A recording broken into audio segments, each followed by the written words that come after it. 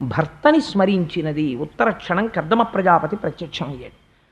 ప్రత్యక్షమై మనం ఎవరు అనుభవించని భోగములను అనుభవిద్దాం దా అన్నాడు అని విమానం ఎక్కించాడు. ఆ విమానం ఎటువంటి విమానమో తెలుసా అండి? ఏదో ఏసీతోటి వాటితోటి భూమి మీద ఉండే ఇల్లు కాదు. అది సమస్త లోకముల మీద ఎవరికీ కనపడకుండా తిరగగలిగినటువంటి విమానం. అటువంటి విమానంలో వాళ్ళు తిరుగుతున్నారు. తిరుగుతూ ఆ భోగములను అనుభవిస్తూ ఆ మధుర పదార్థములను సేవిస్తూ ఇద్దరూ ఆనందంగా క్రీడిస్తూ ఆ విమానము మేరుపర్వత శిఖరముల మీద దిగింది. దిగితే దాని చర్యలలోకి వెళ్ళారు.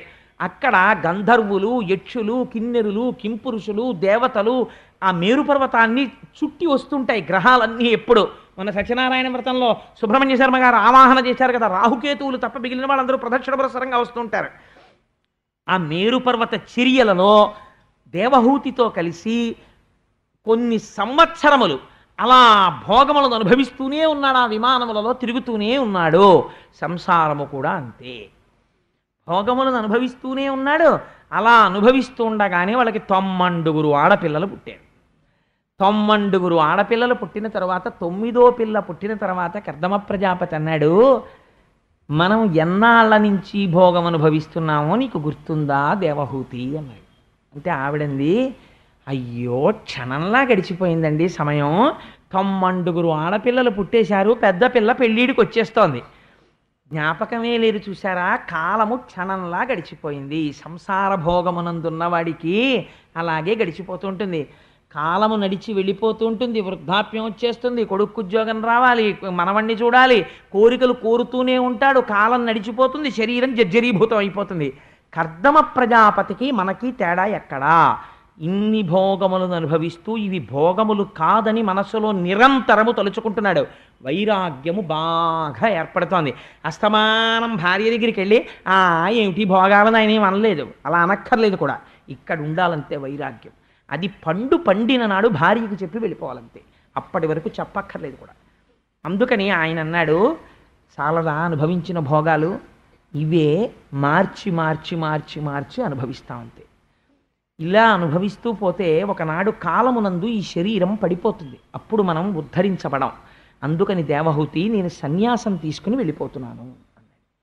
నీ తండ్రికి నేను వివాహ సమయంలో మాట ఇచ్చాను, సంతానము కలిగే వరకే దేవహూతితో ఉంటానని. 90 ఆడపిల్లలు పుట్టారు, అందుకని నేను వెళ్ళిపోతున్నాను సన్యాసానికి. ఎందుకని అంటే లోపల వైరాగ్యం బలపడినది. ఎందుచేత? నిరంతరము భోగం ఇది కాదని పరిశీలన చేయుట చేత. అందుకని సన్యాసానికి వెళ్ళగలిగాడు. ఇప్పుడు చూడండి గృహస్థాశ్రమాన్ని ఎలా వాడుకోవాలో వాడాడు కర్దమ ప్రజాపతి. ఇదే నేను ముందు చెప్పిన ఉపోద్ఘాతం. ఈ మాట అంటే ఆవిడంది నిజంగా ఎంత గొప్ప మాట అండి. ఆవిడంది, అపరతి పుట్టెయి ఇహ సుఖానుభవంబులయందు మున్నునే చపలత కామభోగరతి సంగము కోరి మహాత్మా నిన్ను అచ్చపు తలపొప్పగా తెలియజాలకయున్ వరించుటన్ భవత్కృప ఫలించే ముక్తి నిన్ను కేవల భక్తి భజింపకల్కతే. అరే ఏం ఆశ్చర్యమయ్యా! ఇద్దరం కలిసే భోగం అనుభవించాం, ఇద్దరం కలిసే సుఖాలు అనుభవించాం, ఇద్దరం కలిసే విమానంలో తిరిగాం, ఇద్దరం కలిసే పిల్లల్ని కన్నాం. నువ్వు పైకి చెప్పలేదు, భోగం అనుభవిస్తున్నప్పుడల్లా ఇది భోగము కాదని లోపల పరిశీలన చేశావు. ఇంత వైరాగ్యానికి వచ్చేసావు. వచ్చేసి నేను సన్యాసం తీసుకుంటానని వెళ్ళిపోతున్నావు. నీ వంటి మహాత్ముడితోనే నేను ఇంతకాలం ఉన్నాను, నాకు అసలు ఈ ఆలోచనే రాలేదు. అందుచేత అసత్పురుషుడితోటి ఉన్నంత మాత్రము చేత భోగమునందు ఉండిపోవడం సహజం. సత్పురుషుడితో కలిసి నేను సంసారము చేస్తూ కూడా నీకున్న ఆలోచన నాకు రాకుండానే నా జీవితం వెళ్ళిపోతోంది. నువ్వేమో పండిపోతున్నావు. పండిపోయి ఇవి భోగములు కాదు తుచ్చములు అని స్థిర నిర్ణయానికి వచ్చేసి గొప్ప వైరాగ్య సంపత్తితో వెళ్ళిపోతున్నావు. నిన్ను ఆపను. ఎందుకని? నువ్వు పండిపోవడమే కావలసింది, పండాలి గృహస్థాశ్రమంలోకి వచ్చినందుకు. కానీ ఒక్క కోరిక, నాకు 90 ఆడపిల్లల్ని ఇచ్చావు, ఇప్పుడు వీళ్ళకి యోగ్యమైన వరుల్ని తేవాలి. నేనా ఆడదాన్ని, నాకా ఏమీ తెలియవు.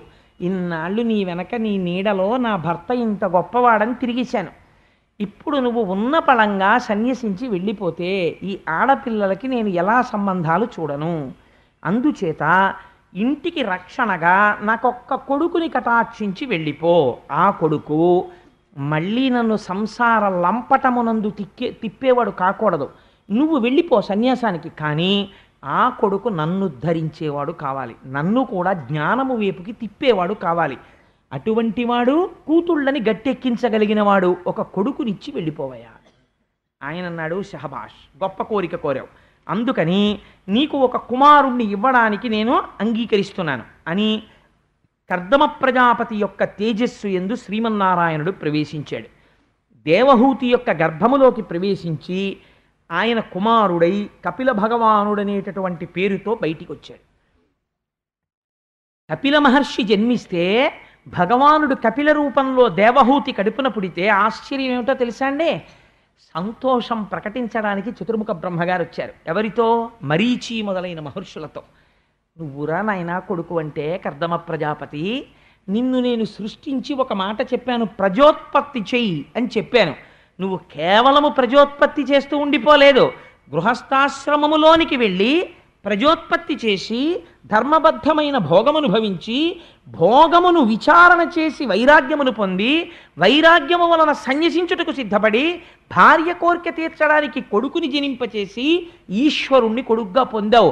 అదిగో స్వామి యొక్క పాదములలో చూశావా, హలరేఖ కనపడుతోంది, నాగలి అంకుశం కనపడుతోంది, పద్మం కనపడుతోంది. శ్రీమన్నారాయణుడే నీ కొడుకుగా జన్మించాడు. నీలాంటి కొడుకుని కని నేను తరించిపోయానయ్యా అన్నాడు. ఇది గృహస్థాశ్రమంలో ప్రవర్తించవలసిన విధానం. అందుకని కర్దమా, నేను పరమానందాన్ని పొందుతున్నాను. కపిలుణ్ణి సేవించి నీ భార్య దేవహూతి మోక్షాన్ని పొందుతుంది. నువ్వు సన్యాసాశ్రమంలోకి వెళ్ళి నువ్వు పొందుతావు. ఈశ్వరుడే ఇంట్లో పుడితే బయటికి వెళ్ళిపోవడం ఎందుకండి సన్యాసాశ్రమానికి? అంటే ఇంకా తన ఇల్లు అన్న భావనతో ఉండడానికి వీల్లేదు. నేను నాది అన్నదేదీ లేదు. న్యాసం అంటే నిక్షేపించుట, సన్యాసము, సత్ ఎందు నిక్షేపించేశాడు. ఈశ్వరుడు తప్ప నేనన్నవాడు నా అన్నవాడు నాకు లేడు. కాబట్టి ఏమిటి? ఆకలేసింది, అన్నము ఎక్కడిది? తనకని ఉండదు, భిక్ష. ఆయన తిన్నారనుకోండి, ఆయన అన్నమే తింటారు. మన ఇంటికి భిక్షకు వచ్చిన స్వామి, మనము అన్నమే తింటాం. కానీ ఆయన అంటారు, నేను భిక్షకు వచ్చానండి, అంటే నాకు ఆకలేసింది, ఒక ఇంటి ముందు నిలబడి భవతి భిక్షాందేహి, మేము పెడతాను రండి భిక్ష అన్నారు. ఇది భిక్షాన్నముగా తింటున్నాను. అందుకే రుచి చెప్పరు. దోసకాయ పప్పు చాలా బాగుందమ్మా అని ఏం అనరు. ఇది ఈ ఆకలి తీరడానికి, దగ్గు తగ్గడానికి మందేసుకున్నట్టుగా తింటారు. మీకు నేను ఒక ఆశ్చర్యకరమైన సంఘటన చెప్పనండి. చంద్రశేఖర పరమాచార్య స్వామి వారు కంచి పీఠాధిపతులుగా చేరినటువంటి కొత్తలో ఆశ్రమంలో వంటవాడు తోటకూర పప్పు చేసి వడ్డించాడు. వడ్డిస్తే పరమాచార్య స్వామి వారి నోటి వెంట పుసుక్కునో మాట వచ్చింది, పప్పు చాలా బాగుంది అన్నారు. మరునాడు మళ్ళీ తోటకూర పప్పు వేశాడు, తిన్నారు. మూడో రోజు తోటకూర పప్పు వేశాడు, తిన్నారు. నాలుగో రోజు తోటకూర పప్పు వేశాడు, తిన్నారు. ఐదవ రోజు ఆయనకి భిక్ష తీసుకొస్తున్నారు. తీసుకొస్తుంటే అన్నారు, ఇవాళ భిక్ష అక్కర్లేదన్నారు. అంటే భిక్ష అక్కర్లేదన్నారు, ఏమన్నా కడుపులో కొంచెం ఇబ్బందిగా ఉందేమో అని ఊరుకున్నారు. వారం రోజులు అయిపోయింది, 10 రోజులు అయిపోయింది, భిక్ష తీసుకోరు. రోజు భిక్ష తీసుకోవలసిన సమయంలో గోశాలలోకి వెళ్ళి ఆవు పంచకంలోంచి పేడ పిసర కొద్దిగా తీసి నలిపి ఆ ఉండ నోట్లో వేసుకుని లోపలికి వెళ్ళిపోయేవారు. ఆఖరికి ఎవరు పడితే వాళ్ళు పీఠాధిపతులను ఏది పడితే అది అడగడం కుదరదు. ఆస్థాన పౌరాణికుల్ని పిలిపించారు. ఎందుకు స్వీకరించట్లేదు, భిక్ష అడగమన్నారు. అడిగితే వారు అడిగితే చంద్రశేఖర పరమాచార్య స్వామి చెప్పారు, నేను రేపొద్దున్న ఎక్కడికైనా వెడితే కంచికామకోటి పీఠాధిపతులు శంకర భగవత్పాదుల శిష్యులు శ్రీ శ్రీ శ్రీ చంద్రశేఖర పరమాచార్య స్వామి వారు విజయం చేస్తున్నారని చెప్తారు. నేను కట్టుకున్నది కాషాయం, సన్యసించాను. ఒక తోటకూర పప్పు రుచికి లొంగిపోయి నేను ఈ జిహ్వతో ఆ పప్పు బాగుంది అన్నాను. ఈ నాలుకతో తోటకూర పప్పు రుచికి లొంగినటువంటి నేను రేపు ప్రజానీకానికి ప్రతి ఊరు వెళ్ళి మీరు ఇంద్రియాల్ని నిగ్రహించుకోండి అని అనుగ్రహ భాషణం చెయ్యనా? ఏ నాలుక పప్పు రుచికి లొంగిందో దాన్ని ఆవు పేడతో శుద్ధి చేస్తున్నాను 11 రోజులు, అందుకని ముట్టన పదార్థం అన్నారు. ఇది మహాపురుషులంటే అంత జాగ్రత్తగా ఉంటారండి. ఒక మాట అంటే ఇంద్రియాలను నిగ్రహించుకోవడం అంటే అంత జాగ్రత్తగా ఉంటుంది, అంత తేలిక కాదు అది. కాబట్టి మహానుభావుడు ఆ కపిల మహర్షి జన్మిస్తే నమస్కరించి చతుర్ముఖ బ్రహ్మగారు పొంగిపోయారు. పొంగిపోతే ఆయన వెళ్ళిపోయిన తరువాత కర్దమ ప్రజాపతి తనకు కలిగినటువంటి 9 మంది కుమార్తెల్ని ఎవరికిచ్చి దానం చెయ్యాలి అంటే మళ్ళీ ఇంటి పెద్దగారు తండ్రి గారు బతికున్నాడు ఇంకా చతుర్ముఖ బ్రహ్మగారు, ఆయన పేరు మీద పడుతోంది శుభలేఖ. ఆయన నిర్ణయించవలసిన వారు ఇంటి పెద్ద ఆయనకి చెప్పాలి, నాన్నగారు ఎవరికి ఇవ్వనండి మా పిల్లల్ని అని అడగాలి. ఒరే ఫలానా ఫలానా వాళ్ళకి ఇవ్వరా అని ఆయన అనుభవంతో చెప్పాలి. గృహస్థాశ్రమం ఎలా ఉంటుందో కర్దమ ప్రజాపతి జీవితం అలాగే ఉంటుంది. చతుర్ముఖ బ్రహ్మగారు చెప్పారు, నీకు కలిగిన 90 పిల్లల్ని 90 ఋషులకి ఇచ్చి పెళ్లి చేయి అన్నారు. అంటే మరీచి మహర్షికి కళ అనబడే కుమార్తెనిచ్చారు. అత్రి మహర్షికి అనసూయనిచ్చి వివాహం చేశారు. అంగీరసునకు శ్రద్ధ అనబడేటటువంటి అమ్మాయినిచ్చి పెళ్లి చేశారు. పులశ్చనకు హవిర్భవు అనబడేటటువంటి అమ్మాయినిచ్చి పెళ్లి చేశారు. పులహునకు గతి, క్రతువునకు క్రియ, భృగువుకు ఖ్యాతి, వశిష్ఠునకు అరుంధతి, అధుర్వునకు శాంతి. 90 ఋషులకి 90 కన్యల్నిచ్చి కన్యాదానం చేశాడు. చేసిన తర్వాత తను సన్యసించి వెళ్ళిపోయే ముందు లోపలికి వెళ్ళి చంటి పిల్లవాడు ఆ పడుకునున్నాడు కపిలుడు, ఆయన ఎవరో కర్దముడికి తెలుసు. అందుకని చంటి పిల్లవాడిగా ఉన్నటువంటి పిల్లడి ముందు తండ్రి నమస్కరించి స్తోత్రం చేస్తున్నాడు. మహానుభావా, మీరు ఎందుకు జన్మించారో నాకు తెలుసు. మీరు శ్రీమన్నారాయణుడు, నన్ను ఉద్ధరించడానికి జన్మించారు. నాకు పితృరుణం తీరదు కొడుకు పుట్టకపోతే, అందుకని కొడుకుగా పుట్టి నన్ను పితృరుణం నుంచి ఉద్ధరించారు. అసలు మీ యొక్క సౌజన్యానికి హద్దు లేదు తండ్రి, మీకు నమస్కారం అన్నాడు. అంటే ఆయన అన్నారు, నా చేత పూర్వంబునందు ప్రతిశ్రుతమైన వచనములు తప్పక వర మునీంద్రని ఇంట పుట్టితి, నిర్హేతుక స్థితి భూరి దయాగుణంబున అవాప్త సకల కాముండ నేను సన్మునివేషంబు ధరించుటెల్ల నా కొరకు కాదు, విను మహాత్ములకైన మునులకు పరమాత్మ గురు సద్వివేకంబు సరసి చూపు తత్వబోధంబు కొరకును తల్పబడిన అంచిత వ్యక్త మార్గమైనట్టి దేహమని తలంపుము మత్పదధ్యాన శక్తి ధీపరాయణ మహిమంబు తేజరిల్లా. ఇతపూర్వం నేను ఒకసారి ఈ భూమండలం మీద జన్మించి సాంఖ్యం అనేటటువంటి వేదాంతాన్ని బోధ చేశాను. సాంఖ్యం అంటే తత్వం ఎన్ని రకాలుగా ఉంటుందో చెప్పడం, ఆ సంఖ్యతో నిర్ణయించి చెప్పడం. ఆ సాంఖ్యము చెప్పాను, కానీ లోకం మరిచిపోయింది. మళ్ళీ సాంఖ్యము చెప్పడం కోసం నీకు కొడుకుగా పుట్టాను, నీకు మాట ఇచ్చాను నీకు కొడుకుగా పుడతానని, మాట తప్పలేదు, నీకు కొడుకుగా పుట్టాను. నాయనా నువ్వు సన్యసించి వెళ్ళిపో, నువ్వు మోక్షాన్ని పొందుతావు అంటే ఆయన అన్నారు, నా భార్య నీకు తల్లి అయినటువంటి దేవహూతిని స్వామి నువ్వు ఉద్ధరించాలన్నారు. తప్పకుండా ఉద్ధరిస్తానన్నారు. పెరిగి పెద్దవాడయ్యాడు కపిల మహర్షి, తపస్సు చేసుకుంటున్నాడు ఆ బిందు సరోవరంలో కూర్చుని. ఆ 90 పిల్లల పెళ్ళిళ్ళు అయిపోయాయి. మహానుభావుడిచ్చినటువంటి భోగోపకరణములన్నీ ఎక్కడున్నాయో తెలుసా అండి? కర్దమ ప్రజాపతి ఇచ్చిన భోగోపకరణములు అక్కడే ఉన్నాయి. అన్ని భార్యకిచ్చి వెళ్ళాడు. ఇన్ని భోగోపకరణముల మీద వైరాగ్యం పుట్టింది భర్త వెళ్ళిపోగానే. నా భర్త అంతటి స్థితిని పొందాడు, నేను ఇంకా ఈ సంసార లంపటమునందు పడిపోయి ఉండిపోయాను, నేను కూడా ఉద్ధరింపబడాలి. అందుకని ఇప్పుడు దేవహూతి కపిల మహర్షి దగ్గరికి వెళ్ళింది, కొడుకు దగ్గరికి వెళ్ళి ఎంత గొప్ప మాట చెప్పిందో చూడండి.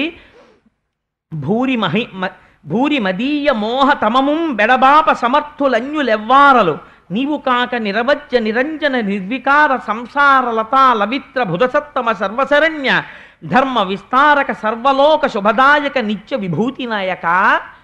ఈ సంసారంలో ఉన్నవాడు ఒక స్థితికి వెళ్ళిన తరువాత అడగవలసిన మాట. నేను ఇంతకాలం మొహాంధకారంలో పడిపోయాను, ఈ ఇంద్రియముల యొక్క సుఖములే సుఖములు అనుకుని ఈ సంసారమునందు ఉండిపోయాను. నీ తండ్రి సంసార సుఖములను అనుభవిస్తూ వైరాగ్య సంపత్తిని పొంది సన్యసించి వెళ్ళిపోయాడు. కాలమునందు నాకు కూడా సమయం అయిపోతోంది, నేను ఏది తెలుసుకుని మోక్షమును పొందాలో అటువంటి తత్వమును నాకు బోధ చెయ్యి అని అడిగింది. అడిగితే మహానుభావుడు కపిలుడు చెప్పడం మొదలుపెట్టాడు. దీన్నే కపిల గీత అంటారు. ఈ కపిల గీత వింటే ఏమవుతుంది అంటే, కపిల గీత విన్నటువంటి వాళ్ళకి ఇంతకాలము నుంచి ఏది చూసి సత్యమని భ్రమించారో ఆ సత్యము కాదన్నటువంటి వైరాగ్య భావన ఏర్పడడానికి కావలసిన ప్రాతిపదిక దొరుకుతుంది. కపిలుడు దేవహూతికి చెప్పాడు, దేవహూతి విని మోక్షం పొందేసింది అని పూర్తి చేసేసాడు అనుకోండి వ్యాసుడు. మీరు నేను అభ్యంతర పెడతామండి? ఏమీ అభ్యంతర పెట్టాం. భగవద్గీత కృష్ణ భగవానుడు చెప్తే ఒక్క అర్జునుడికి వినపడింది, అలాగే దేవహూతికి వినపడిందండి అన్నాడు అనుకోండి. మీరు నేను ఈ ఆఖ్యానం విని ఏమిటి ఉద్ధరింపబడతాన్నటువంటి వాళ్ళు ఎవరైనా మహాపురుషులు ఉన్నారేమో నాకు తెలియదు, కానీ మనలో ఎవరైనా కర్దమ ప్రజాపతి స్థాయిలో ఉన్న వాళ్ళం ఉన్నామా? పెద్దలు నిర్ణయించిన వివాహానికి వారసులుగా వస్తూ కర్దమ ప్రజాపతి స్థాయిలో ఉన్నామా? లేం. ఏమో మీ సంగతి నాకు తెలియదు, మీరు మహాత్ములు, మీరు కర్దమ ప్రజాపతులేమో, నేను మాత్రం దేవహూతి స్థాయిలో ఉన్నాను. కాబట్టి ఇప్పుడు అసలు వినవలసినది ఏది ఇందులో? కపిల గీత వినాలి. ఇప్పుడు కపిలుడు చెప్తున్న మాటలు వినాలి. కపిలుడు చెప్తున్న మాటలు వింటే దేవహూతికి ఏదైందో అది మనకు అవుతుంది కదా. ఆ తర్వాత దేవహూతి ఏం చేసింది, దేవహూతికి ఏం జరిగింది, కాబట్టి మీకు అదే జరుగుతుంది. అంతే కదండి తీర్పు. కాబట్టి ఇప్పుడు కపిలుడు ఏ ప్రసంగం చేస్తున్నాడో ఆ ప్రసంగం చాలా విలువ కలిగినటువంటి ప్రసంగము. ఇప్పుడు అమ్మకి ఆయన ఏం చెప్తున్నాడు? ఆయన అన్నాడు, అమ్మా, ప్రతి జీవికి కూడా ప్రపంచములో అనేక రకమైన జీవరాశులు ఉన్నాయి. అందులో ప్రధానముగా మనుష్యుడనబడేటటువంటి వాడి జన్మ చాలా ఉత్కృష్టమైనటువంటి జన్మ. ఎందుచేత అంత గొప్ప జన్మ అంటే, తరలాక్షి వినుమ చేతన దేహముల కంటే చేతన దేహముల్ శ్రేష్టము, అందు ప్రాణవంతంబులై స్పర్శజ్ఞానంబు కలుగు చైతన్య వృక్షముల కంటే ఘన రసజ్ఞాత సంకలిత చేతనులుత్తములు, రసజ్ఞానంబు కలుగు వాని కంటే గంధజ్ఞానంబు కలిత భృంగములు కడు శ్రేష్టములు, వానికంటే శబ్ద వేదులగుదురు శ్రేష్ఠులు, వెలయు శబ్ద విధుల కంటేను మరి రూపవేదులైన వాయసాదులు శ్రేష్టములు, వానికంటే వరుస బహుపాదలుత్తములు, వారికంటే తలప చతుష్పదులు అధికులు, దలకొని మరి వారికంటే పాదద్వయముంకల మనుజులు అఘతములి ములవారలయందు వర్ణములు నాల్గరయన్. ఆయన ఎంత గొప్ప మాట చెప్పాడో తెలుసా అండి? ఈ సృష్టిలో దేని బట్టి ఏది గొప్పదో చెప్తానమ్మా, నువ్వు కొంచెం జాగ్రత్తగా విను. ఏమిటి? ఈ దేహములు పొందినటువంటి వాళ్ళల్లో ప్రాణములు కలిగినటువంటివి మొదట శ్రేష్టములు. ఏవి ప్రాణములు కలిగినవి? చెట్లకి ప్రాణం ఉంది. చెట్లకి ప్రాణం ఉన్నా చెట్ల కన్నా గొప్పతనం ఉన్నది ఒకటి ఉంది, ప్రాణం ఉండి. ఎందుచేత అది గొప్పది అంటే, స్పర్శజ్ఞానము కలుగుట చేత వృక్షముల కంటే స్పర్శజ్ఞానం ఉన్నది గొప్పది. చెట్టుని పట్టుకుని మీరు నరికేస్తున్నారనుకోండి, స్పర్శజ్ఞానం ఉంటుంది, తెగుతూ ఉంటుంది. కానీ స్పర్శజ్ఞానం ఉన్నంత మాత్రాన నిజంగా స్పర్శజ్ఞానం ఉండి తెగిపోయి నరకపడుతుంటే దానికి ప్రాణమైతే ఉంది, కానీ ఆ నరకబడుతున్నప్పుడు దాని యందు విశేషమైనటువంటి ఖేదమో అరుపో బాధో కలుగుతుందని మీరు అనలేరు. ప్రాణము మాత్రం ఉన్నది. స్పర్శజ్ఞానం ఉన్నది ఎవరికి ఉన్నది అంటే, దీనికన్నా స్పర్శజ్ఞానము ఉన్న ప్రాణి ఏది ఉన్నదో అది ఉత్కృష్టము. అంటే చెట్టుకి లేదు, కానీ చెట్టు కన్నా ఒక బర్రె అలా వెళ్ళిపోతూ ఆ చెట్టుకేసి ఇలా ఒరుసుకుంటే నా దురద తీరుతుంది అనుకుందనుకోండి, స్పర్శజ్ఞానం ఉంది కాబట్టి ఆ ప్రాణి గొప్పది. స్పర్శజ్ఞానం ఉన్నదానికన్నా కూడా ఏది గొప్పది అంటే, రసజ్ఞానము కలిగినది గొప్పది. రుచి కూడా చెప్పగలిగిన ప్రాణి ఉంటే అది గొప్పది. రుచి కూడా చెప్పగలిగినటువంటి జ్ఞానము కంటే వాసన కూడా చెప్పగలిగినటువంటి భృంగములు గొప్పవి. అందుకే సువాసన కలిగిన చోటికి సీతాకోక చిలుకలు ఎగురుతాయి. అందుకని సువాసనని పసిగట్టగలిగినటువంటి భృంగములు గొప్పవి. దానికన్నా ఏది గొప్పది? శబ్దమును వినగలిగినటువంటి వాయసాదులు అంటే పక్షులు మొదలైనవి గొప్పవి. చప్పుడైతే అది ఇలా అంటుంది, అని చిన్న చప్పుడైతే ఎగిరిపోతుంది, కాబట్టి అది చప్పుడికి ప్రతిస్పందిస్తోంది. శబ్దమును వినగలిగినది గొప్పది. శబ్దమును వినగలిగిన దానికన్నా ఏది గొప్పది? అనేక పాదములు ఉన్నది గొప్పది. అదేమిటంటే అనేక పాదములు ఉన్నది ఉంటుందా అంటే ఉంటుంది. 8 పాదములు ఉన్నది ఒకటి ఉంది ప్రపంచంలో, శరభం అంటారు, అది గొప్పది. దానికన్నా ఏది గొప్పది? 4 పాదములుండి సాధుత్వము కలిగినది గొప్పది. ఆవు, గేదె, గొర్రె, మేక ఇలాంటివి. 4 పాదములున్న కన్నా ఏది గొప్పది? 2 పాదములు ఉన్న మనిషి గొప్పవాడు. 2 పాదములున్న మనిషి సృష్టి యందు చాలా గొప్పవాడు. కానీ పాడైపోవడానికి కారణం ఏమిటో తెలుసా అమ్మా? నేను చెప్పేస్తాను, నువ్వు జాగ్రత్తగా వింటే నీకు అర్థమైపోతుంది అన్నాడు. ఇది సాంఖ్యం కదండి. ఆయన ఒక మాట చెప్పాడు, అసలమ్మా ఉన్నది ఈశ్వరుడు ఒక్కడే. ఆయనని ఏమని పిలుస్తారో తెలుసా? పురుషుడు అని పిలుస్తారు. ఆయన ఎక్కడుంటాడు? ఇక్కడ ఉంటాడు. ఆయన ఏం చేశాడంటే, తను అర్థం కాకుండా ఉండడం కోసం త్రిగుణములతో కూడిన మాయా అన్న దానిని సృష్టించాడు. ఈ మాయలోంచి 24 తత్వములు వచ్చాయి. ఎంత గొప్ప గీత చెప్పేస్తున్నాడో చూడండి. 24 తత్వములు బయటికి వచ్చాయి. అందుకే సాంఖ్యం అని పేరు దానికి. 24 ఏమిటి? 5 మహాభూతములను సృష్టించాడు ముందు. అవే పృథివీ, ఆపస్, తేజో, వాయు, ఆకాశములు. ఈ 5ంటిని సృష్టించాడు ముందు. పృథివీ అంటే మట్టి, ఆపస్ నీరు, వాయువు గాలి, తేజస్ అగ్ని, ఆకాశము అంతటా నిండి ఉంటుంది. వీటికి కొన్ని లక్షణములను ఇచ్చాడు. ఈ లక్షణములను దాటడానికి వీల్లేదు. ఇది ఈశ్వర శాసనం. పృథివికి ఏ లక్షణం ఇచ్చాడో తెలుసా? అసలు మాయ అంతా ఎక్కడుంటుంది? పృథివిలోనే ఉంటుంది. ఏమిటో తెలుసా అండి పృథివికి ఉన్న గొప్పతనం? పృథివి మిగిలినటువంటి భూతములకన్నింటికీ ఆశ్రయం అవుతుంది. నీరు నిలబడాలి, ఎక్కడ నిలబడాలి? భూమి మీద నిలబడాలి. అగ్ని వెలగాలి, దేని మీద వెలగాలి? భూమి మీద వెలగాలి. గాలి వీచాలి, భూమి మీద వీచాలి. అన్ని భూతములకు భూమి ఆధారముగా ఉంటుంది. పృథివీకున్న గొప్పతనం ఏమి? ఒకే పృథివీ వికారమును చెందుతుంది. ఒక మట్టి, ఇంత మట్టి తీసుకుని కుమ్మరివాడు ఏం చేస్తాడంటే పెళ్లి కూతురు బొమ్మ చేస్తాడు. ఇంత మట్టి తీసుకుని పెళ్లి కొడుకు బొమ్మ చేస్తాడు. అక్కడ ఉన్న పిల్లవాడు ఒకడు వచ్చి అంటాడు, నాన్నగారండి నాన్నగారండి ఈయన మగపిల్లాడండి, నాన్నగారండి నాన్నగారండి ఇది ఆడపిల్లండి అంటాడు. ఆడపిల్ల మగపిల్లవాడు, స్త్రీ పురుషుడు, ఈ భేదము దేని వలన వచ్చినది? మీరు దీన్ని కొంచెం జాగ్రత్తగా అర్థం చేసుకుంటే అందులో వైరాగ్యం వచ్చేస్తుందండి. ఆశ్చర్యం. ఎక్కడొచ్చినది? ఒకే పృథివీ చిన్న చిన్న వికారములు చెందినది, చిన్న మార్పు చెందిందంతే. శరీరములు రెండూ ఒకటే, పృథివితో చేయబడిన శరీరాలు రెండూ ఒకలాగే ఉంటాయి. ఏదో కొద్దిగా 1-2 చోట్ల మార్పు చెందుతుంది అంతే. పృథివి మార్పు చెందింది కాబట్టి తన జీవితం అంతా నాశనం చేసేసుకుంటున్నాడు వ్యామోహంలో ఒకడు. ఏం ఆశ్చర్యమమ్మా!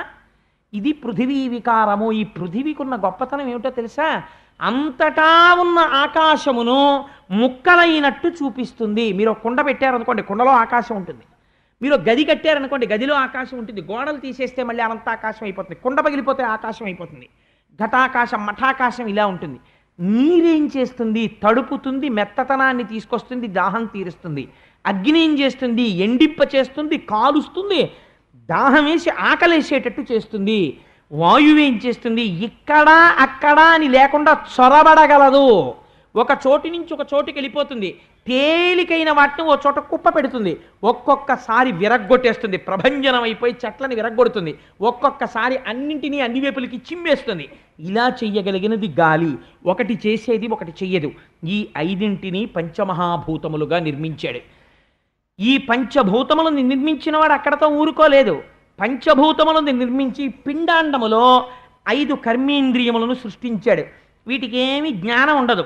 కాళ్ళు, చేతులు 2, నోరు 3, మలద్వారము 4, మూత్రద్వారము 5 కర్మేంద్రియాలు. 5 జ్ఞానేంద్రియాలను సృష్టించాడు. అవే కన్ను, ముక్కు, చెవు, నాలుక, చర్మము. ఈ 5ని సృష్టించాడు. ఇప్పటికి 15 అయ్యాయి. ఇప్పుడు పెద్ద ఆట ఆడాడు ఆయన. ఇప్పుడు ఆయన ఆడిన ఆట ఏమిటో తెలుసా అమ్మా? ఆయన తెలియకుండా ఉండడం కోసమని ఆయనే ఇక్కడ కూర్చుని ఆయనే వీటన్నిటిలోకి ప్రవహిస్తున్నాడు. ప్రవహిస్తూ ఒక గమ్మత్తు చేశాడమ్మా.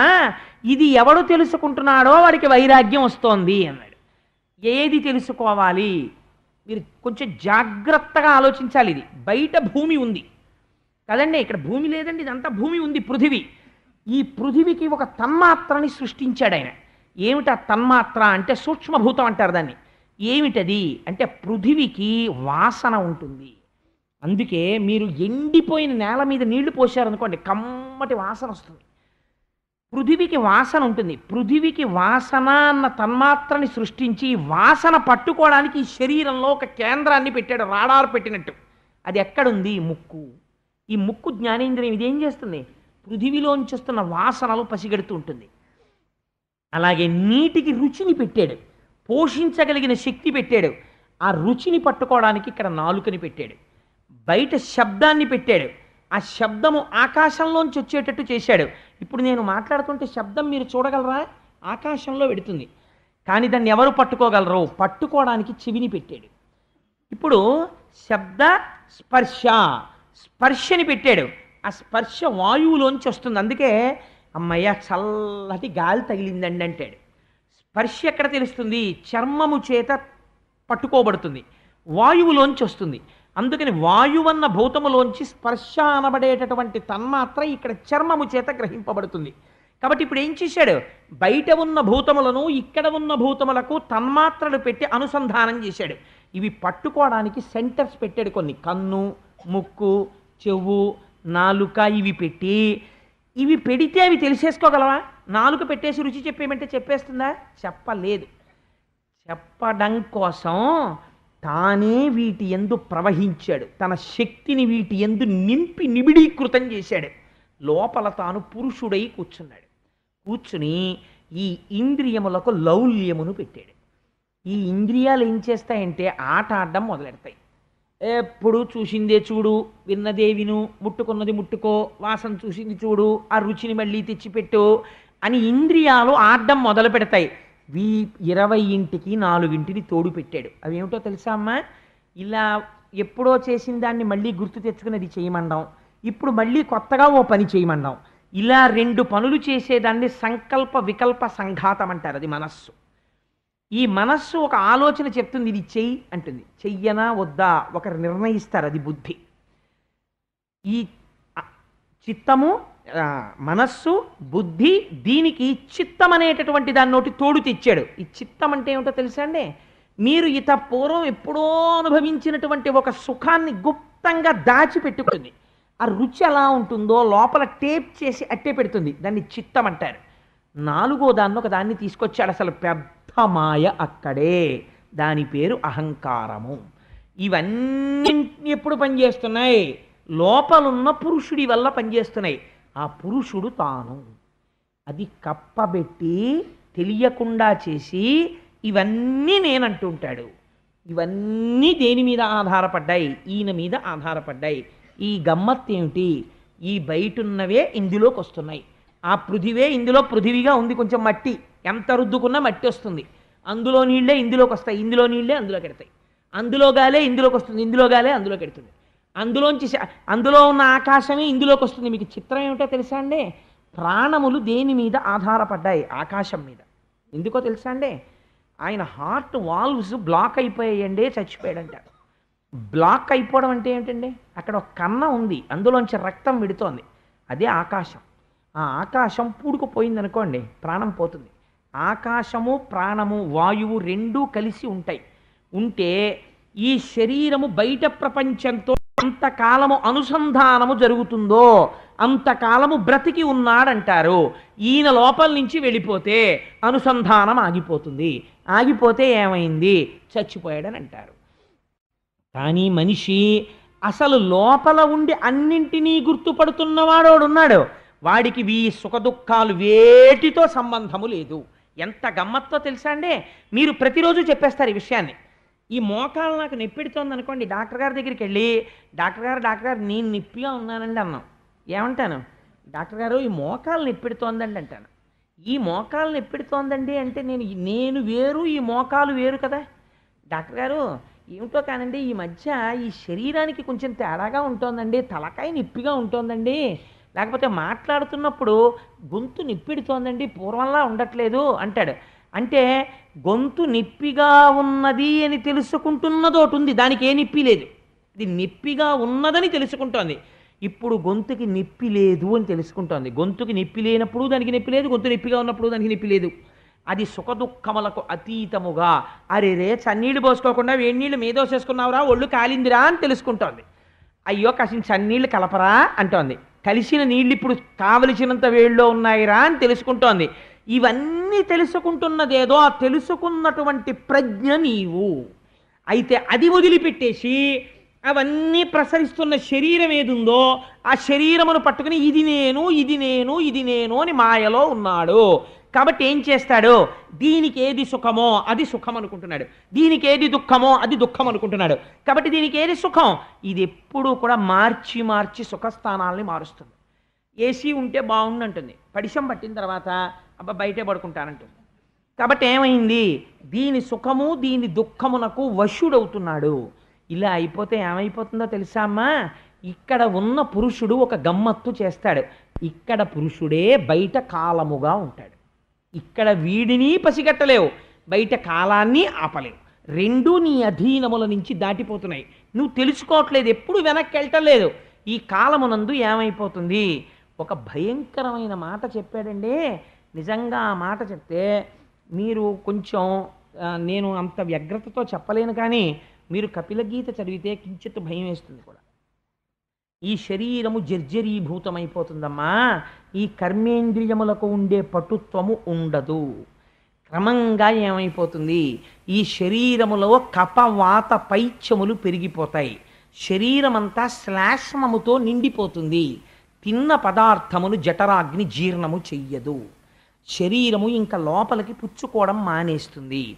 నోటి వెంట మాట రావడం ఆగిపోతుంది. అప్పుడు వీడు ఒక శయ్యాగతుడై ఉండిపోతాడు. ఎందుకని? అసలు తత్వ విచారణ తానెన్నడూ చెయ్యలేదు. నేను నాది ఈ రెండు మాటలు పట్టుకున్నాడు. తను ఎంత అశాశ్వతమో తన చుట్టూ ఉన్న అనుబంధములు అంత అశాశ్వతములే అని తెలుసుకోలేకపోయాడు. ఊరికే పాపకర్మలన్నీ చేసి తీసుకొచ్చి ఇంట్లో పెట్టాడు. కానీ ఇప్పుడు ఈ పాపకర్మల యొక్క ఫలితమును అనుభవించవలసిన రోజు ఒకటి వస్తుంది. ఆ రోజున ఏ దర్శనమవుతుందో తెలుసా? దూతలు వస్తారు, యమదూతలు. వాళ్ళ ఆకారములు పరమ భయంకరములై ఉంటాయి. ఆ ఆకారములను చూస్తూనే కనుగుడ్లు అలా నిలబడిపోతాయి. భయమును పొందేస్తాడు. ఒకే ఒక ప్రాణవాయువు మిగిలిపోతుంది. అది పరిగెత్తి పరిగెత్తి పరిగెత్తి పరిగెత్తి ఎటు నుంచి వెళ్ళిపోవాలో తెలియక కళ్ళల్లోంచి వెళ్ళిపోవచ్చు, చెవుల్లోంచి వెళ్ళిపోవచ్చు, ముక్కులోంచి వెళ్ళిపోవచ్చు, అపానద్వారంలోంచి వెళ్ళిపోవచ్చు, ఎటు నుంచో అటు నుంచి నిర్గమిస్తుంది. నిర్గమించిన తరువాత భటులు పట్టుకుంటారు ఆ సూక్ష్మ శరీరాన్ని. పట్టుకుని తీసుకెళ్ళడం మొదలు పెడతారు. తీసుకెళ్ళేటప్పుడు ఏం చేస్తారో తెలుసా? నీవు చేసిన పాపముల చిట్టా చెప్పి తీసుకెడతారు. వాళ్ళే నిష్కారణంగా తీసుకెళ్లరు. నీకు శరీరమిస్తే, ఇంద్రియములనిస్తే, తెలుసుకోగలిగిన బుద్ధినిస్తే, వెనక్కి తిరిగి ఈశ్వరుడిని నువ్వు చూడలేదు.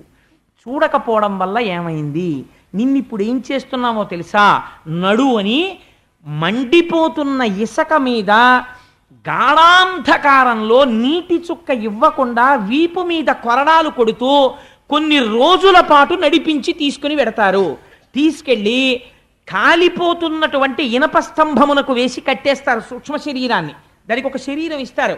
అది తప్తమైపోతుంటుంది చేసిన పాపానికి. అప్పుడు ముంతురు తప్తతోయముల మొత్తురు ఉగ్ర గదాసిధారలన్ త్రింతురు పొట్ట ప్రేవులు వధింతురు మీద నిభేంద్ర పంక్తి నొప్పింతురు ఘోరభంగి కంపింతురు పముల కరిపింతురు పముల చేత బిట్టు ద్రొబ్బింతురు మీద గుండ్లు తిరిపింతురు దేహము కోసి కండలన్.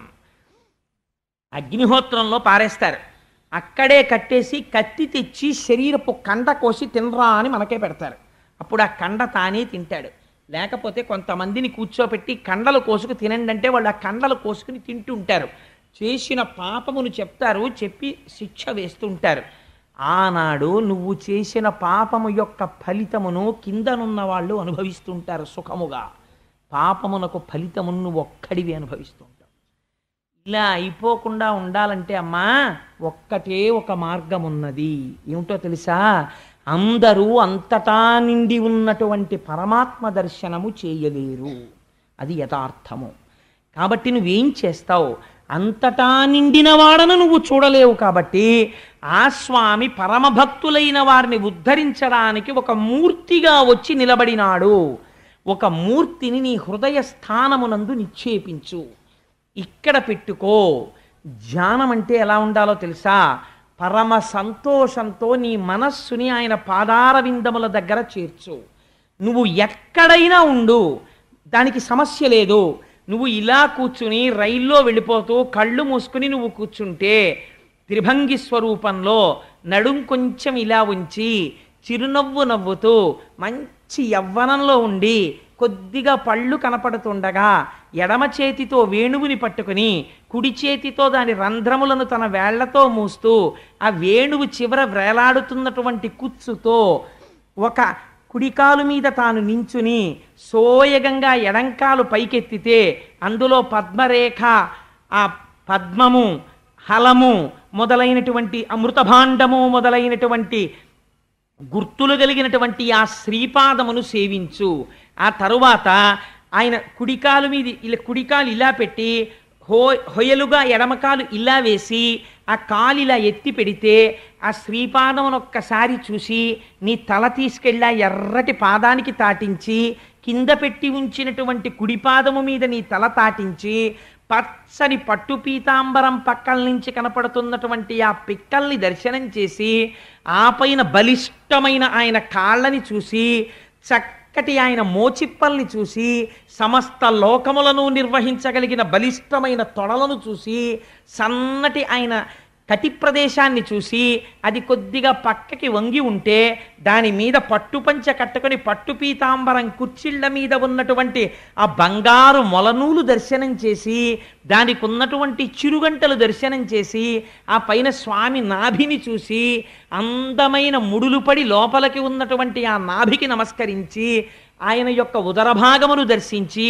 ఆ పైన స్వామి యొక్క వక్షస్థలమనందున్నటువంటి శ్రీవత్సమనేటటువంటి ఆ పుట్టుమచ్చని చూసి ఇటుపక్కన ఉన్న కౌస్తుభ వజ్రాన్ని చూసి ఆయన వేసుకున్న వనమాల అరవిరిసినటువంటి పుష్పములు దాని మీద రొద చేస్తున్న తుమ్మెదలు ఆయన వక్షస్థలమునందు వేయించేసి ఉన్న లక్ష్మి 3 గీతలు కలిగినటువంటి చక్కటి కంఠము దాని మీద ఉన్న చిన్న గడ్డము చిరునవ్వు నవ్వుతున్నటువంటి ఆ పెదవులు కొనదీరినటువంటి ముక్కు అందులోంచి ఊపిరి తీసి వదులుతున్నప్పుడు లోపలికెళ్ళి బయటికి వస్తున్నటువంటి ముత్యము కస్తూరీ తిలకం లలాట పలకే వక్షస్థలే కౌస్తుభం నాసాగ్రే నవమౌక్తికం బయటికొచ్చి వెడుతున్నటువంటి ఆ ముత్యము దాని మీద ఉన్నటువంటి 2 నల్లగండు తుమ్మెదల లాంటి నేత్రములు వాటిలోంచి ప్రసరిస్తున్నటువంటి దయార్ద్ర దృష్టి నీకేం బెంగలేదు నన్ను నమ్ముకోరా అని దయని కురిపిస్తున్నటువంటి ఆ కన్నులు అటు ఇటు తిరుగుతూ తనని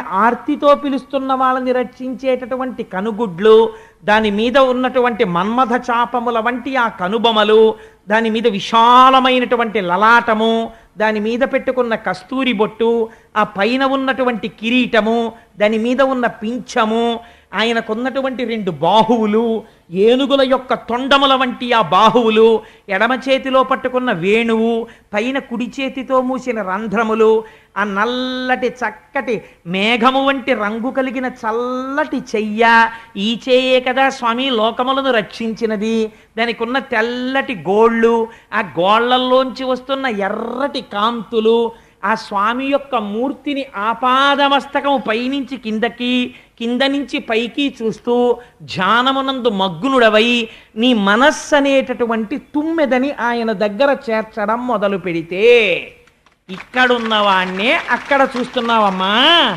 అందుకు కోసం విగ్రహారాధన వచ్చినది పూజామందిరంలో పూజ కాదు నువ్వు చూస్తున్న కృష్ణుణ్ణి ఇక్కడ నువ్వు వర్ణించగలవా ఇలా నీకు ఆపాదమస్తకం చూడడం వస్తే అథాంగ పూజ చేతిలో పువ్వు పట్టుకుని పాదౌ పూజయామి అనేటప్పటికీ స్వామి పాదములు కనబడాలి ఒక రోజున త్రిభంగి స్వరూపంతో ఇలా ఎత్తిన కాలు చూశావు రెండో రోజున 2 పాదములు ఇలా పెట్టుకొని చిన్న కృష్ణుడై యశోద దగ్గరికి వచ్చి ఏది మన్ను తిన్నావుట అంటే నేను తినలేదమ్మా అని ఇలా హుంకరిస్తున్నటువంటి చిన్ని కృష్ణుణ్ణి అప్పటిదాకా ఆడుకునొచ్చి ఒళ్ళంతా మట్టి పట్టేసి అమ్మ కట్టిన పీతాంబరం అమ్మ వేసిన ముడి దాని చుట్టూ ఉన్న ముత్యాల సరాలు అందులో పెట్టుకున్న ఓ నెమలీక అడవి పువ్వుల దండ ఒంటి నిండా మట్టి ఆ చక్కటి శ్రీపాదములు అమ్మ కట్టినటువంటి గజ్జెలు ఓ చిన్ని పాదాలు ఆ సన్నటి కాళ్ళు బుజ్జి బుజ్జి మోచిప్పలు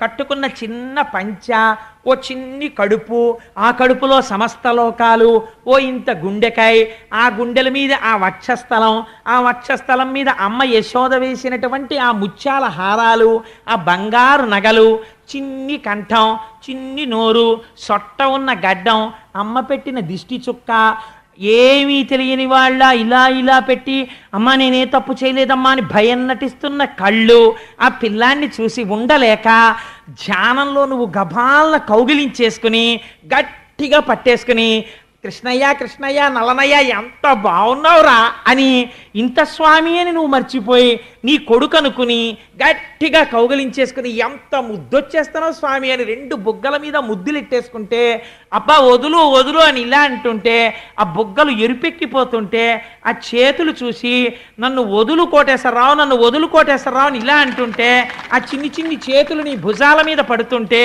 నువ్వు ధ్యానంలో సంతోషపడిపోతూ ఆనందమగ్నుడవై కూర్చుండిపోతే అమ్మా ఒకనాడు తెలియక నీ మనస్సు ధ్యానింపబడుతున్న వస్తువు ధ్యానము చేస్తున్నవాడు అని 3 లేక నీవే కృష్ణుడవై రమించి కన్నుల వెంట బాష్పధారలు కారిపోతుండగా ఆనందమగ్నుడవై నిలబడిపోతావు.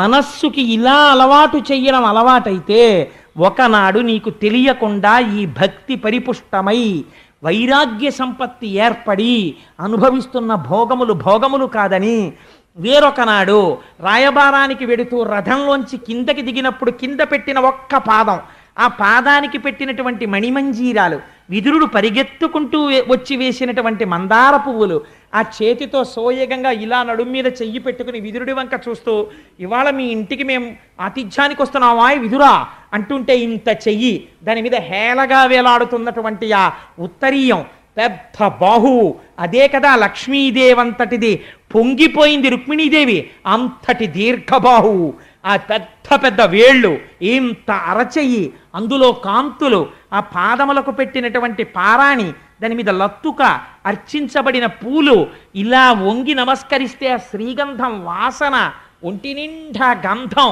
కస్తూరి, మంచి పట్టుపంచ, ఆయన ఎక్కినటువంటి రథం, ఆ రథాన్ని నడిపే సారథి, ఇవన్నీ ఒకరోజు. ఇలా మార్చి ఒకరోజు ఆయన పెట్టుకున్నటువంటి ఆ కాళ్ళకి పెట్టుకున్న అందే, ఆ అందే ఎంత లావుగా ఉంది, ఎంత బంగారు అందే, దానికి ఉన్నటువంటి ఆ చక్కటి మువ్వలు, ఆయన కాలు తీసి కాలు వేస్తుంటే ఆ మువ్వల చప్పుడు చేసేటటువంటి అందెలు, ఎంత భాగ్యానికి నోచుకున్నావే అందే, ఎప్పుడు నా స్వామి పాదములను పట్టుకుని కూర్చుంటావు కదా అని కొద్దిగా అందె ఇలా పైకెత్తి చూస్తే చాలా కాలంగా అందె పెట్టుకోవడం వల్ల ఏర్పడినటువంటి ఓ తెల్లటి మచ్చ. అబ్బా స్వామి ఎంత బాగుందో ఈ మచ్చని ఆ అందె పైకెత్తి మీరు చెయ్యి పెట్టి ఇలా కాలు చుట్టూ తుడుస్తుంటే, ఆయన పాదపరాగము మీకు అంటుకుంటే, అది సువాసనాభరితమై ఉంటే, ఆయన పాదముల మీద ఉన్నటువంటి తులసి తీసుకుని కళ్ళకద్దుకుని నోట్లో వేసుకుంటే, నీ పాద తులసిదళము రోగముల కౌషధము అని పొంగిపోతే మనస్సు, ఆ రెండు మంజీరములను పట్టుకుని వాటి స్పర్శని మీరు అనుభవించి కళ్ళ మీద పెట్టుకుని అబ్బా ఎంత చల్లటి పాదాలో నా తండ్రివని ఒకనాడు అలా మార్చి స్వామి యొక్క సౌందర్యాన్ని ఇక్కడ అనుభవించడం ప్రారంభిస్తే, అమ్మా తేనె మరిగిన సీతాకోక చిలుకల హృదయము దానియందే రంజిల్లడం మొదలెడుతుంది. అప్పుడు ఏమవుతుందో తెలుసా అమ్మా, మనస్సుకి ఏ కోరిక కలుగుతుందంటే భోగాల వైపు కెడదామనిపించదు. దేని మీద కోరిక కలుగుతుందంటే, అమలిన భక్తి కొందరు మహాత్ములు మచ్చరణారవింద యుగ్మము హృదయంబునన్ నిలిపి కౌతుకులై ఇతరేతరానులాపముల మదీయ దివ్యతను పౌరుషముల్ కొనియాడుచుండి మోక్షము మదికోరనుల్ల నిశంబు మదర్పిత సర్వకర్ములై. అమ్మా కొంతమంది మహాభక్తులు ఉన్నారు, వాళ్ళకి ఏం పిచ్చో తెలుసా, వాళ్ళు మోక్షం అడగరు, వాళ్ళు ఏ కోరిక కోరరు, ఎప్పుడు మార్చి నన్ను బట్టి పట్టేసి పైనుంచి కిందకి కింద నుంచి పైకి అదే పనిగా చూస్తుంటారు. ఆ చూడ్డంలో మాకు ఇది చాలు తండ్రి అంటుంటారు. వాళ్ళు నీకేం కావాలి అంటే మోక్షం అక్కర్లేదంటారు, ఇలా నిన్ను చూస్తూ ఉండాలంటారు. అలాగే పొంగిపోతూ నా కథలు చెప్పుకొని, నా పౌరుషం చెప్పుకొని, నా గురించి చెప్పుకొని పొంగిపోయే మహితాత్ములైన వాళ్ళు ఈ భూమండలంలో ఉన్నారు. ప్రయత్నపూర్వకంగా నువ్వు వాళ్ళ స్నేహం చేస్తే వాడికి అన్యమైన మాట నోటి యందు ఉండదు. వాడు నోరి విప్పితే ఇవే మాట్లాడతాడు. అలా మాట్లాడుతుంటే వాడి మాటలు వినగా నీ ధ్యానము బాగా నిలబడుతుంది, నీ మనస్సు ఈశ్వరాలంబనమును కోరుకుంటుంది. సముద్రపు తట్టడుగు చూద్దామని బయలుదేరినటువంటి ఉప్పు బొమ్మ చిట్ట చివరికి సముద్రంలో కలిసిపోయినట్టు మెల్లమెల్లగా ఒక మూర్తిని పట్టుకున్నటువంటి నీకు ఈ లోకమంతటా కృష్ణుడే కనపడతాడు.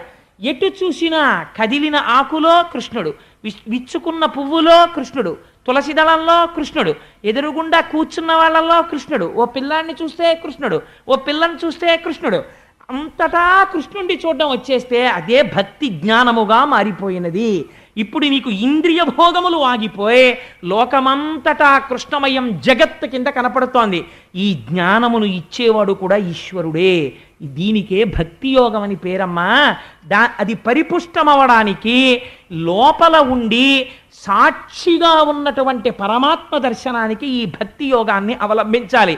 ఈ భక్తితో ప్రారంభమై భోగముల యొక్క విరక్తి అనబడేటటువంటి వైరాగ్య సంపద కలిసి జ్ఞానమై అంతటా కృష్ణ దర్శనము చేసే స్థితిని పొందిన నాడు వాడు మోక్షమును పొందుతున్నాడు. లేనినాడు ఏమైపోతున్నాడో తెలుసా అమ్మా? వాడు మళ్ళీ ఇక్కడ ఇంత కష్టపడి శరీరం వదిలి అన్ని యాతనలు పడి మళ్ళీ ఒక పురుషుడి యొక్క వీర్యమునందు ప్రవేశించి ఒక స్త్రీ రేతస్సుతో కలుస్తున్నాడు. కలిసి ఎంత చిత్రం అవుతుందంటే 5 రాత్రుల తర్వాత వాడు స్త్రీ యొక్క యోనియందు బుడగగా మారుతాడు. ఎంత బాధలు పడతాడో ఆలోచించు. ఒక బుడగవుతాడు, అందులో పడి పుల్లటి కంపులో పడుంటాడు. ఆ తర్వాత 10 రాత్రుల తర్వాత ఒక రేగుపండులాగా రేగుపండంత వాడవుతాడు. 1 నెల పూర్తయ్యేసరికి తల ఏర్పడుతుంది, కింద ఏమీ ఉండదు, వేలాడుతుంటుంది అంతే. ఇది డీకంపోజ్డ్ కార్ప్స్ అంటారే, కుళ్ళిపోయిన శవం ఎలా ఉంటుందో అలా ఉంటుంది. ఇంకా కళ్ళు ఉండవు, చెవులు ఉండవు. ఈ చెవులు ఏర్పడకుండా కన్నాలు ఉంటాయి. ఒక్క తలకాయ మాత్రం ఏర్పడుతుంది, ఇంకా చర్మం ఏర్పడదు, ఒక్క కపాలం ఏర్పడుతుంది. పరమ భయంకరమైన రూపంతో అమ్మ కడుపులో కొట్టుకుంటూ ఉంటాడు. ఆ తర్వాత 2 నెలల తరువాత చేతులు కాళ్ళు ఎముకలు కింద వస్తాయి. ఎముకలతో చేతులు, ఎముకలతో కాళ్ళు మాత్రమే ఉంటాయి. ఎముకల చేతులు, ఎముకల కాళ్ళతో, పైన తలకాయతో, పుర్రెతో అలా అమ్మ కడుపులో పడుంటాడు. ఆ తర్వాత 3వ నెల అయిపోయిన తర్వాత మెల్లిగా చర్మం వచ్చి దాని మీద వెంట్రుకలు పుట్టడం మొదలవుతాయి. ఆ తర్వాత గోళ్ళు రావడం మొదలెడతాయి. చిట్ట చివర 4 నెలల తర్వాత చర్మము, రక్తము, మాంసము, కొవ్వు, అస్థి, శుక్ల, మేధ అనబడేటటువంటి 7 ధాతువులు ఏర్పడతాయి. 5వ నెల పూర్తయ్యేసరికి ఆకలి ప్రారంభమవుతుంది. ఆకలి ప్రారంభమైతే అమ్మ శరీరంలోంచి ఒక నాభికి గొట్టం ఒకటి ఏర్పడుతుంది. అమ్మ తినకూడని పదార్థం తినేస్తుంది, ఈ లోపల మంటలు బయలుదేరుతాయి. అమ్మ తాగకూడనిది తాగుతుంది, లోపల పడిశం పట్టేస్తుంది. అమ్మ తినకూడనిది తింటుంది, లోపల దగ్గొస్తుంది. అమ్మ తిన్న పదార్థములో కొంత భాగము తనలోకెళ్ళి జీర్ణమై అక్కడే మలమూత్రములను విసర్జించేస్తాడు. అందులోంచి పురుగులు పుట్టేస్తాయి. పుట్టేసి చాలా కోమలమైన ఈ చర్మాన్ని కొరికేయడం మొదలెట్టేస్తాయి. తల కిందకుంటుంది, కాళ్ళు పైకుంటాయి. అమ్మ కడుపులో ఎడమ పక్కకి మాత్రమే కదులుతాడు, కుడి పక్కకి కదలడానికి ఉండదు. 4 నెలలు అలా పడుంటాడు. తిమ్మిరెక్కిపోతుంది, శరీరం పెరిగిపోతుంటుంది, ఇక కదలడానికి చోటు ఉండదు. అప్పుడు లోపల పడుకుని గాఢాంధకారం, కన్ను పొడుచుకుంటే కనపడదు. ఒక్కొక్కసారి ఎప్పుడు బయటికి పడిపోతానా అనిపిస్తుంది. నిద్రపోవడానికి ఉండదు. తల కిందకి, కాళ్ళు పైకి ఉండి ఎంతకాలం అలా పడుంటాడు. ఒక పక్క తల కిందకి ఉన్న కారణం చేత ముక్కు కిందకుంది, జీవుడు అనుప్రవేశం చేసేశాడు. పరమ దుర్గంధభూయిష్టమైనటువంటి వాసన పీలుస్తూనే ఉంటాడు. అలాగా అలా పడి ఉండి ఉండి ఉంటే ఈశ్వరుడు పూర్వజన్మ స్మృతినిస్తాడు. నీకు ఇలా మహోపకారం చేసి ఎన్నో జన్మలిచ్చాను, ఏమి చేశావు చెప్పని అడుగుతాడు. అప్పుడు అంటాడు, ఒకటే మాట చెప్తాడు ఇలా నమస్కరించి, ఈశ్వరా, ఎన్ని జన్మలిచ్చినా ఈ ఇంద్రియములతో భోగమే అనుభవించాను. ఎప్పుడూ సంసారము నిజమనుకున్నాను. పశుప్రాయమైన సుఖానికి జీవితాన్ని గడిపేశాను. బిడ్డల్ని కన్నాను, అయిపోయింది టైము, శరీరం వదిలిపెట్టేశాను, దేహము కాలిపోయింది, మళ్ళీ చేరాను, మళ్ళీ అమ్మ కడుపులోకి వెళ్ళాను. పునరపి జననం పునరపి మరణం పునరపి జనని జఠరే శయనం ఇహ సంసారే బహుదుస్తారే కృపయా పారే పాహి మురారే అని అడుగుతాడు. అప్పుడు అయ్యా, ఈ ఒక్కసారికి కృప చెయ్యి, బయటికి తోసేసేయి. అనుగ్రహించావా, బయటికి వెళ్ళి నీ పాదార వింద సంసేవనం చేసుకుని తరించిపోతాను, తోసేయవయ్యా అంటాడు. అంటే అప్పుడు ప్రసూతివాయు రూపంలో స్వామి కాళ్ళని బయటికి తోయడం మొదలెడతాడు. మీరు చూడండి, కాళ్ళని పట్టుకు బయటికి తోసేస్తుంటే, నేను భాగవతం చెప్తున్నాను కాబట్టి చెప్తున్నాను, పరమ ఇరుకైనటువంటి అమ్మ యోని గుండా బయటికి త్రోయబడినప్పుడు మొట్టమొదట తల బయటికి వచ్చేస్తుంది. వచ్చేసి శరీరం లోపల ఉండిపోతుంది. క్రమక్రమంగా గొంగళి పురుగు కదిలినట్టు తోయబడుతుంటే, ఇంత వెలుతురులోకి తాను వస్తే, తనవారన్న వారెవరో తెలియకపోతే బయటికొచ్చి మంచం మీదో పరుపు మీదో పడిపోతే ఆ దోమలో, ఈగలో, నల్లులో కరిచేస్తుంటే, తనకి ఏం చెయ్యాలో తెలియక ఏడుస్తుంటే, నోట్లోకి తెచ్చి అమ్మ స్తన్యం పెట్టి పాలు పట్టేస్తుంటే, ఊపిరాడక గుటకలు వేసేస్తుంటే ఊపిరాగిపోయినంత బాధ కలిగితే ఒక పక్క నుంచి మాయ వచ్చి మళ్ళీ పట్టి పూర్వజన్మ స్మృతి పోతే చెవిలోకి చీమలు దూరి కరిచేస్తుంటే ఆకలేసి ఏడుస్తున్నాడు అనుకునే అమ్మ పాలు పట్టేస్తుంటే ఒక పక్క అరికాల్లో దోమ కుట్టి గోక్కోవడం చేతకాక చెయ్యిని అక్కడ దాకా పంపడం చేతకాక ఏడుస్తుంటే ఇలా స్వామి ఎన్ని సంవత్సరములయ్యాయో అశక్తుడనై ఏడ్చాను. అయిపోయింది, ఏదో పెరిగాను, పెద్దవాడిని అయ్యాను, ఇంతపాటి యవ్వనం వచ్చింది, ఒంట్లో ఓపికండి ఈశ్వర కైంకర్యం చెయ్యగలిగిన సమయం అంటూ ఏదైనా ఉంటే అదొక్కటే. మళ్ళీ వృద్ధాప్యం వచ్చేసిందా? వచ్చేస్తుంది కాలగతిలో, నిర్దాక్షిణ్యంగా వస్తుంది. వెళ్ళలేను, కూర్చోలేను, వినలేను, చూడలేను, ప్రార్థన చెయ్యలేను, ఒక నామము చెప్పలేను, అలా పడుంటాను. ఈ పాటి యవ్వనం వచ్చేటప్పటికా ఓపికండగా ఎన్ని తుంటరి మాటలో. నారీస్తనభర నాభీదేశం దృష్ట్వా మాగా మోహావేశం ఏతత్మాంసవసాది వికారం మనసి విచింత్య వారం వారం. కేవలం ప్రకృతి వేరొక చోట 2 చోట్ల మారింది. స్త్రీ శరీరమునందు పైన 2 చోట్ల పైకి ఉబికింది, అధోభాగమునందు లోపలికి వెళ్ళింది. ఈ పాటి వికారానికి వెర్రివాడవై తిరిగి నీ యవ్వనమంతా నాశనం చేసుకున్నావు. మళ్ళీ ప్రారంభం. లేదా ఉన్న ఓపికంతా సంపాదనకి తిరిగావు. సంపాదించకూడదని అనలేదు ధర్మశాస్త్రం, కానీ వెర్రి సంపాదనకి తిరిగావు. మళ్ళీ మొదలు. ఎక్కడ పుడతావో అమ్మా. జీవులు ఇలా తిరుగుతున్నారు. ప్రయత్నపూర్వకంగా భక్తి యోగమును అనుష్ఠానము చెయ్యాలి. చేత కాకపోతే కనీసము శ్రవణము చెయ్యడం మొదలు పెట్టాలి. వెళ్ళి అసలు నా జీవితమేమి, నేను ఎక్కడ నుంచి వచ్చాను, నా బ్రతుకేమి అన్నది తెలుసుకోవాలి. తెలుసుకోకపోతే ఎప్పటికీ మోహమునందు పడిపోయి ఉంటాడమ్మా. ఎవడు భాగవతులతో కూడి తిరుగుతున్నాడో, ఎవడు ధ్యానము లోపల చెయ్యగలుగుతున్నాడో, ఎవడు ఈశ్వరుడి యందు ఉత్సాహమును పెంచుకుంటున్నాడో వాడు పునరావృత్తి రహిత శాశ్వత శివ సాయుధ్యమును పొందుతున్నాడు అని చెబితేట దేవహూతి దేవేంద్రాదులకు లేని భోగములు ఇంట్లో ఉన్నాయి. అది విచిత్రం. అన్ని భోగములను తిరస్కరించి ఒంటికి బట్ట నిలువుగా కట్టుకున్నానా అడ్డంగా కట్టుకున్నానా అన్నది మరిచిపోయినది అన్నారు. అలా శ్రీకృష్ణ పరమాత్మని హృదయమునందు నిలిపి ధ్యానము చేయగా చేయగా ఒకనాటికి గీత చెప్పి కపిల భగవానుడు వెళ్ళిపోయాడు. వెళ్ళిపోయిన తరువాత కొడుకు అన్న మమకారంతో భగవానుని యందు మనస్సు పెట్టుకుని కృష్ణ భగవానుణ్ణే స్మరిస్తూ ఈశ్వర స్మరణము వలన జ్ఞానమును పొంది ఈ విషయములు విన్న తరువాత ప్రయత్నపూర్వకముగా భోగములు మనని ఉద్ధరించేవి కావని తెలుసుకుని త్రోసిరాదని వైరాగ్యమును పొంది భక్తి వైరాగ్యముల కలయిక వలన జ్ఞానమును పొంది జ్ఞానము వలన మోక్షమును పొంది శ్రీకృష్ణ భగవానుని యందు చేరి శాశ్వతత్వమును పొందినది. ఇది జీవులందరూ విని ఉద్ధరించబడవలసిన మహోత్కృష్టమైన గాథ.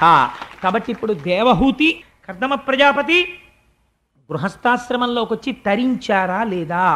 ఇద్దరూ తరించారు. ఇది మొదటి వివాహం. అందరూ గృహస్థాశ్రమంలో ఉన్నవాళ్ళు అలా తరించడానికి వైరాగ్యం అంటే ఏమిటో, జ్ఞానం అంటే ఏమిటో, భక్తి అంటే ఏమిటో, సృష్టి ఎలా జరిగిందో చెప్పినటువంటి మహోత్కృష్టమైన గాథ. ఆ ధ్యానం ఎలా చేయాలో చెప్పిన గాథ కనుక దీన్ని పరమోత్కృష్టమైన గాథగా భాగవతంలో చెప్తారు. ఎవరో తప్ప మహాపుణ్యం ఉంటే తప్ప భాగవత శ్రవణం చెయ్యరండి అంటారు. కారణం ఎందుకో తెలుసా అండి? వైరాగ్యం రావడానికి కావలసిన సంపత్తిని, భక్తి ఎలా ఉండాలో చెప్పే మార్గాన్ని, జ్ఞానము ఎందుకు కలుగుతుందో మార్గాన్ని నిర్దేశనం చేసేటటువంటి పరమోత్కృష్టమైన ఆఖ్యానములను రచించి ఉన్నారు. అటువంటి గాథ ఇవాళ ఈశ్వరానుగ్రహంగా చెప్పబడింది.